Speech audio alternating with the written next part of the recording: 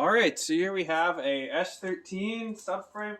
This is out of an 89 to 94 240SX. Got a bunch of lamps in specific for this video so we have better lighting. Um, yeah, this is a non-Hikis version, which means it doesn't have the rear steer. It's basically a steering rack that goes to the back here and would turn high speed something. There's some term for it that Nissan figured out or made up. And some people like it, other people don't. I mean, for what I'm doing, which is going into Camaro, it's kind of a little bit more work than what it's worth. Because one, to get the Hikis system to work on a different car is a whole other project on its own. And buying the kits to delete the Hikis, which is very easy to find now, is just, again, more work that I want. And to spend the extra money on a non-Hikis one, it's definitely worth it for me. Maybe not for you, but I mean, to each their own.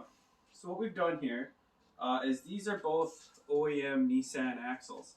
Now, I was looking for an RS setup for my Camaro, which is narrow. So I made a list, and thankfully out back, I have cars that are these common ones that I would want to take. Like my 200SX, which is an S12, has an S13 rear subframe, so we went out and measured it, and it was around 60 and 5/8, hub to hub. Now, granted, some of these measurements were taken just with a tape measure and a friend going between the wheel spokes, so don't take these as the true measurements. And then I have a 300ZX, like an 89, so a Z32, and it was 62 inches. And then my Mustang 8.8 rear end out of a Fox body with the later gen axles with the ABS toner rings, that came at 60 and 5/16. So the S13 one was definitely close, and that got me kind of a little. I like the S13, so that's what got me into really going down this road. I looked into some of the Toyotas because they're a little bit more condensed in their upper control arm design. I looked at Mercedes because Mercedes is great for having these huge ass fucking ring and pinion gears. A very uncomplicated but very robust IRS setup, and really long gearing in the back, like two ones or 2 4s, which is, man, the pinion gear must just be absolutely massive. It's got a real strong diff in those Mercedes because they're a heavy car, and that's from when Mercedes were tanks. And yeah, but I didn't really end up going down that road because do what you know, and I know these rear ends pretty well, and they're very strong rear end. I've been pushing like as much as an SR can really push with factory cams through one of these. Granted, a bit of a lighter car, and this thing has way more torque than what my S12 with an SR20 ever would, but we do have an 8-inch ring gear. We have 29 spline axles. This is the same ring and pinion, not identical, but in design shape, or gear ratio, I should say, than a 350Z. 370, slightly different, but 350Z, very similar. Also a heavy car because it's new, and people boost those, and things that breaks on those are the aluminum subframes and not so much the axles. Does happen, these do break, but that's from usually massive shock loads and abuse, mainly when drifting.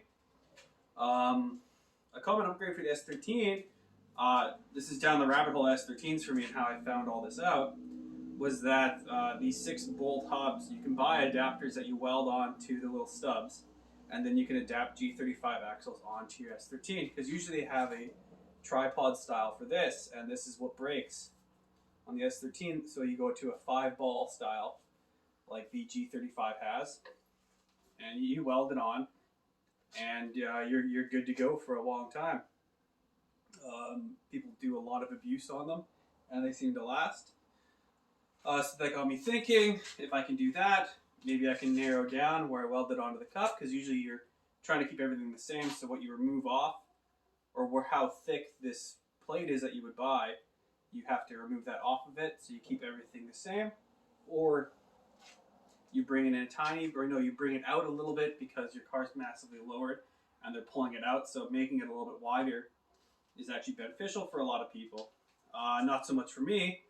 So I went down the rabbit hole of Rock Auto axles. I found out that Nissan Armada runs, or Nissan Titan, They run the same axle on the front, left and right, but it's the same end spline, 29 spline. And it's one of the shortest axles Nissan makes. Then you can look at the G35s and these Nissans. They all run different passenger and driver side axles, one shorter than the other. So this is the shortest axle which I believe is on the passenger side. Yeah, so I run that as my long axle, and I run this Armada one as my stubby axle. And you can see how much I've laid these down to keep my ratios the same. Because ideally, you know, when you're doing this swap with just G35 axles, you know, you want to keep that ratio the same, but I was going max in.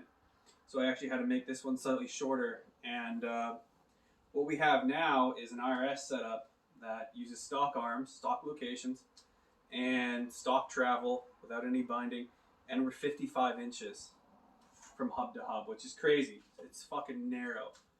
It's one of the more narrow IRS setups you're going to get for really cheap. Because, I mean, this axle, for me, was 70 Canadian. I mean, these are all used. This was 40 Canadian because I can get them locally. I mean, this whole IRS setup, 400 Canadian. The stubs, again, were fuck all. And we're sitting into this thing for under 1,000 Canadian for a super narrow IRS that has really good anti-hop, a lot of aftermarket, different ring and pinion gears. And yeah, I mean, when you look online for your all-in-one IRS setups that are around 55, you're spending some real money on this, and that kind of ruins the fun for me, because what's the point of bankrolling a project? It just becomes a checklist for parts. Yeah, so yeah, we have this all set up, you know, Nissan axles. What I did is I made a little jig that went off the subframe mounts.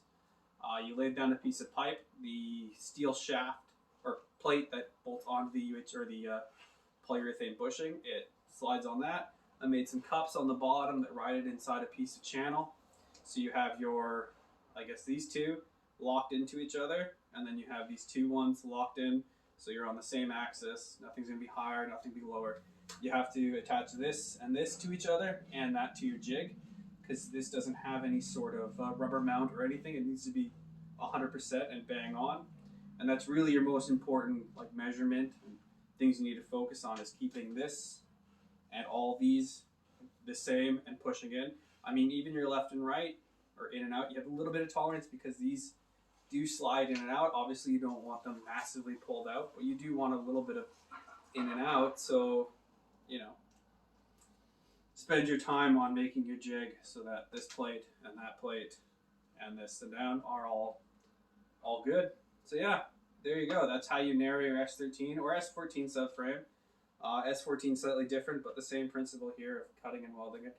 I mean, you could also do this to a Z32 axle. You could do this to a lot of other things. The thing with the Z32 is you got to make sure on your outside spline counts they're going to be different, because that will use a R230 diff. Same with some of the Q45s. Although the Q45 is a weird one because it's an R230, but it is also an R200 if you measure the ring and pinion gear. So, I mean, go do that at your own caution. I don't know enough about that one. But yeah, there you go. And got any questions? Put them down below. Smell you guys later.